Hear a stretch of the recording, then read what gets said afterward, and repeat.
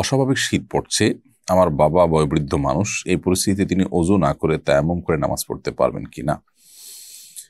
খুব বেশি বৃদ্ধ মানুষ হলে তিনি যদি তীব্র শীতে ওযু করতে গেলে তার অঙ্গহানি হওয়া, অঙ্গ অবশ হয়ে যাওয়া কিংবা দুরারোগ্য ব্যাধিতে লিপ্ত হয়ে যাওয়ার মতো আশঙ্কা তৈরি হয় এবং পানি গরম করে সেই গরম পানি ব্যবহার করার মতো কোনো স্কোপ যদি না থাকে অথবা গিজার ইত্যাদি না থাকে, তাহলে সেক্ষেত্রে তিনি তায়াম্মুম করে নামাজ পড়তে পারবেন। কিন্তু যদি পরিস্থিতিটা এত সিরিয়াস পর্যায়ে না যায়, তাহলে সেক্ষেত্রে তায়াম্মুম করে নামাজ পড়তে পারবেন না। গিজারের ব্যবস্থা করে গিজারের মাধ্যমে তিনি ওযু করতে পারেন, গরম পানি দিয়ে, অথবা অন্য কোনো উপায়ে পানি গরম করে তার মাধ্যমে ওযু করতে পারেন। কিন্তু এই স্কোপগুলো থাকা সত্ত্বেও তিনি তায়াম্মুম যদি করতে চান, তাহলে সেক্ষেত্রে নামাজ হবে না।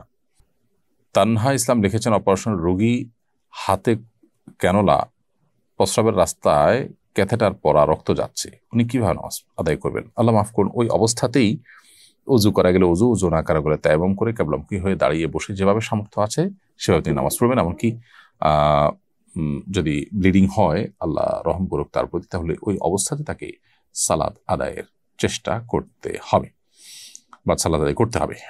শাহিনা আক্তার লিখেছেন, বডি লোশন গায়ে মাখলে নামাজ হবে কিনা? নামাজ হয়ে যাবে, তবে সেই বডি লোশনে হারাম কিছু আছে কিনা সেটা আপনি জানার চেষ্টা করবেন। শীতকালে আমি নিয়মিত গোসল করি না, আর জুমাবার আমি গোসল না করি মসজিদে গিয়ে নামাজ পড়েছি, এটা ঠিক হয়েছে কিনা? আমার মা আমাকে এই জন্য বকাঝকা করেছেন। আপনার নামাজ তো হয়ে গেছে, কিন্তু জুমার দিনে গোসল করাটা সুন্নাহ। আপনি গোসল না করে একটা সুন্নাহ থেকে বঞ্চিত হয়েছেন, অতএব আপনার মায়ের বকাঝকা ওই অর্থে ঠিকই আছে।